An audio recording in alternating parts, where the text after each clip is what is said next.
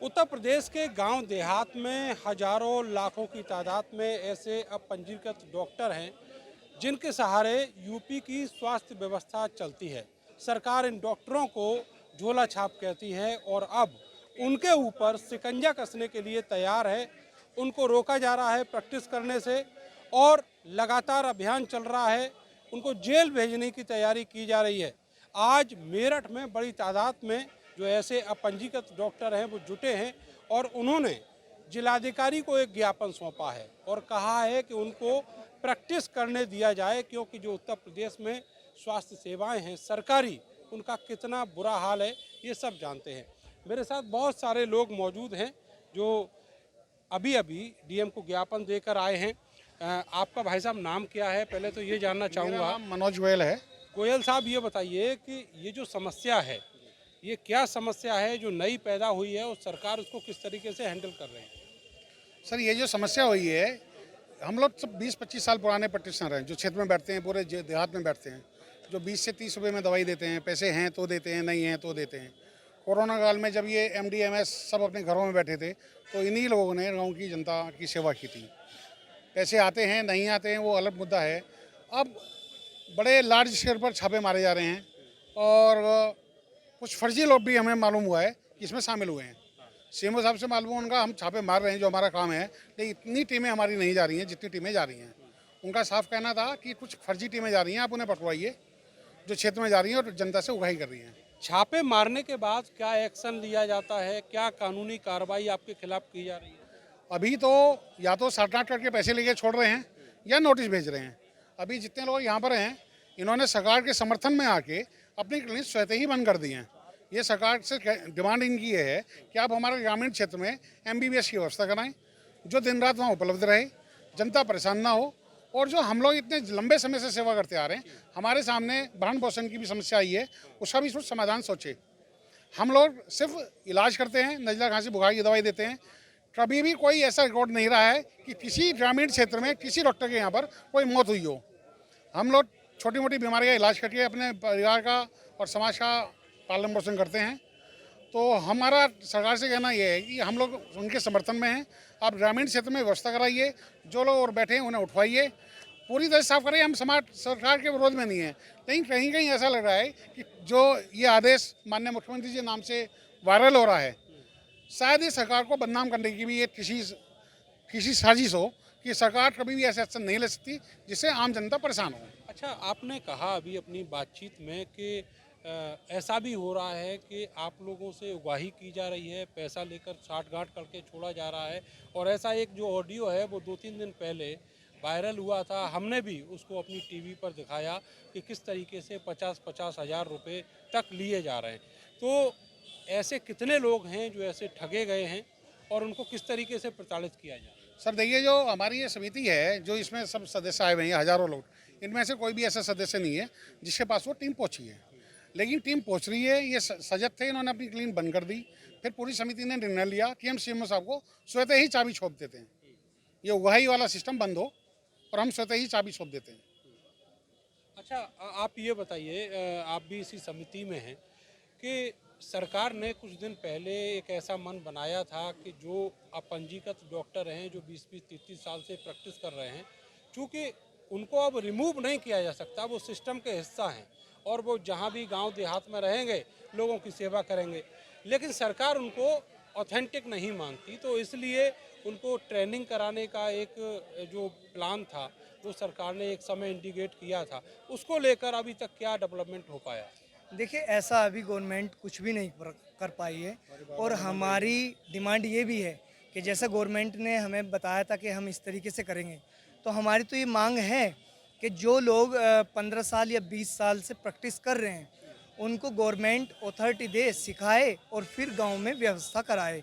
एक चीज़ ये है। दूसरी चीज़, जो सेंटर के कोर्सेज हैं छोटे डिप्लोमे जैसे CMS EDA, CCH है, PGDM में है, ये जो कोर्सेज है ये सेंटर से ही होते हैं।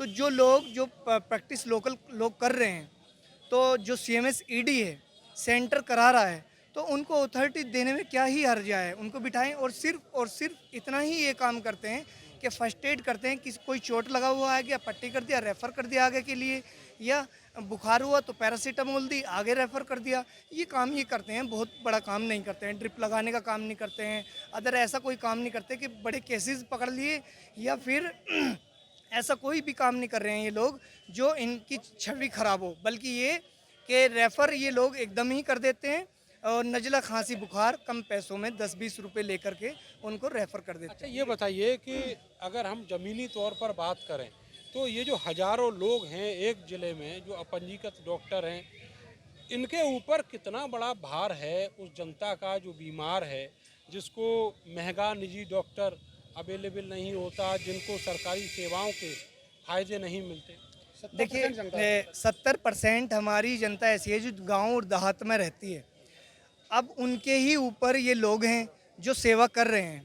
अब अगर ऐसा नहीं हुआ, इनको उठाया गया और उठाने के बाद हमारी मांग पूर्ण रूप से ये है कि हम चाबी सौंपने के लिए तैयार हैं, लेकिन हर गांव में एक MBBS हो और दिन रात वो सेवा करें और फीस लें अपनी 20-30 रुपए लेके। चूँकि देखिए जो 70% यहाँ की पॉपुलेशन है, आप कह रहे हैं कि 20-30 रुपए फीस लेकर सेवा करें, और हम देख रहे हैं कि कल से ही यहाँ पे एक बड़ा आंदोलन शुरू होने वाला है केवल इसी मुद्दे पर कि किस तरीके से निजी MBBS डॉक्टर पैसा लूटते हैं लोगों से।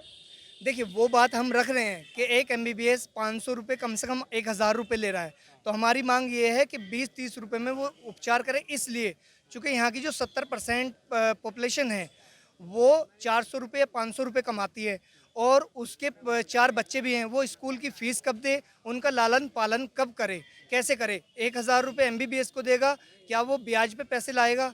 तो हमारी मांग ये भी है कि इनका जो स्तर है 1000 या 700 या 800 रुपये ले रहे हैं, वो कम पैसों में इलाज करें। और फिर हम तो ये तैयार हैं, अगर गवर्नमेंट हमसे नाराज़ है तो हम कहते हैं कि हमें कोई कोर्सेज दे दीजिए छोटा मोटा, हम उसको कर लेंगे और फिर फर्स्ट एड के लिए हम तैयार भी हैं बैठने के लिए। पैरा मेडिकल स्टाफ का काम कर लें। जी बिल्कुल कर लेंगे, चूँकि हमारी 20-25 साल से हम प्रैक्टिस कर रहे हैं। कोई बहुत से हमारे ऐसे भी सहपाठी हैं जो 40-40 साल से प्रैक्टिस कर रहे हैं, तो वो अब कहाँ जाएं, अपने बच्चों को कहाँ से लालन पालन करेंगे अगर उनको उठाया गया तो। अच्छा, आप भी प्रैक्टिस करते हैं? जी सर, तो कहाँ पे प्रैक्टिस आप करते हैं? परतापुर क्षेत्र में करते हैं। अच्छा, तो अब किस तरह की जो दिक्कतें हैं ज़मीनी तौर पर देखने को मिल रही हैं? आपका क्लिनिक बंद कराया गया या छापा मारा गया?